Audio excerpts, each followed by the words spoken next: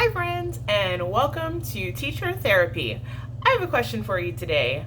Are you lazy? No, just kidding. I know you're not lazy, but if you're anything like me, maybe this past 2.5 to 3 months has absolutely kicked your behind with the whole coronavirus situation and being on lockdown and all of that stuff.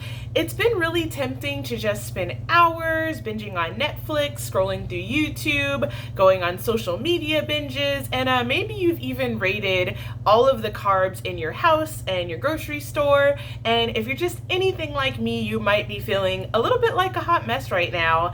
And now that it's summertime and some of the quarantine rules are being lifted, it really feels like it's time for a brand new start. So I want to ask you guys if you want to join me on a productivity summer challenge. Now, as you guys know, I am a teacher, so us teachers have this really interesting conundrum when it comes to summers. It feels like the best thing in the world. It's what we look forward to all year, and then it just feels sometimes like you wake up and it's already back to school in August. So I have resolved not to let that happen to me. I've actually already been on summer break for really 3 weeks already, which feels crazy, but I really want to utilize the rest of my summer to get all of the things done that I've been wanting to get done. So I'm going to give you about 5 to 7 steps in order to make your summer awesome too. So the first one is actually really revolutionary. I just heard about this concept and it already feels life-changing. It's called dopamine detoxing, and I saw this amazing video and I'll link it below because I don't even want to try to explain it the way this person does. But to basically give you the SparkNotes version, dopamine detoxing is essentially where you unplug from anything in your life that's really, really addictive and has negative consequences over the long haul. So specifically for me, something that has been negative has been binge watching news shows for hours and hours at a time. Don't ask me why, but it's one of my guilty pleasures. I could just watch news and debate shows all day long, but it really has a negative effect on me. Another one, since I don't really watch TV and I don't even have Netflix, my substitute for that has been YouTube. And during the last 3 months, I have probably sometimes watched 5 hours of YouTube at a time, which is insanity. So for my dopamine detox, I am, for the next 3 weeks, not going to do any recreational YouTube. I'll just be using YouTube, of course, to make videos, but I won't be scrolling through for the next 3 weeks. I'm also completely cutting out news cold turkey, and occasionally I would get on Facebook or Twitter, but I'm also just getting that out of my life for the next 3 weeks. And the purpose for that is so you can basically bring a sense of serenity to your brain so that you can enjoy doing normal tasks again. And I would recommend that you watch the dopamine detox video in the description because it's an amazing concept. The next thing that I really want to focus on is having a really clear daily routine. Some people call it a daily 5 if you're familiar with John Maxwell's materials, but it's essentially the idea that the secret to your future is hidden in your daily routine.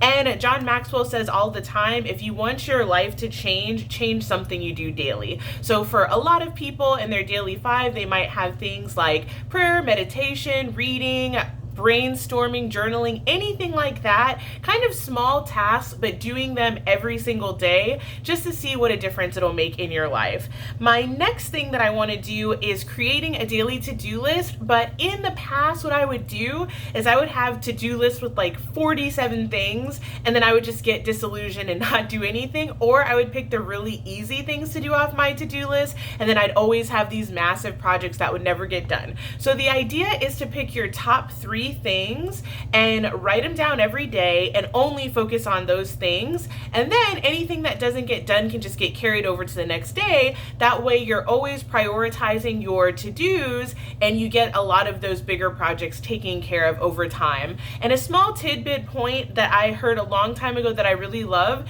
is called eating that frog, and it's actually based on a concept that was a book by Brian Tracy, and he based that on a quote by Mark Twain. But it's essentially, if you have to eat a big, fat, ugly, gross, disgusting frog, better to do it first in the day instead of having to dread it for the whole day. So the point is basically to pick the hardest worst task that you can think of and do it first in the morning or the first in your start of the day. That way you can just have freedom from that, drudgery for the rest of the day.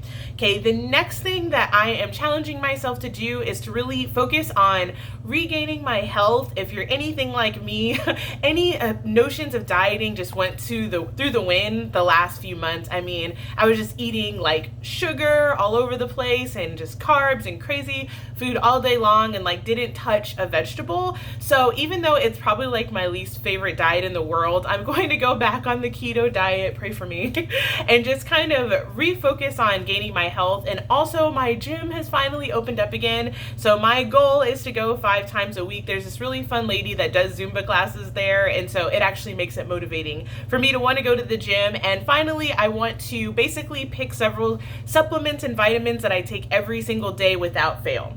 Next is to choose a project that during the school year you would normally not be able to do. For me, that is doing deep cleaning and deep decluttering of my apartment. It's one of those things that I just will open up a closet and think like, oh my gosh, this is horrible, but feel like I never have the time. So during the summer, I'm really gonna work hard on getting my little apartment together and shiny and happy for the next upcoming year. And I also want to more consistently do YouTube. When I first started out, I think like 4 or 5 months ago, I was pretty consistent and then I kind of fell off the wagon a little bit. So my goal is to do YouTube videos every single week, hopefully multiple YouTube videos every single week. So that is one of my big goals that I want to tackle.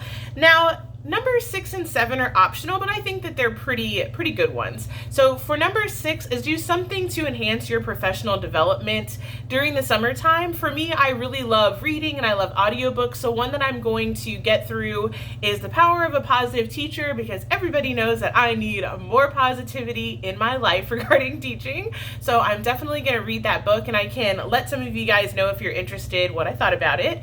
And then number 7, this is like the ultimate bonus and the ultimate fun one.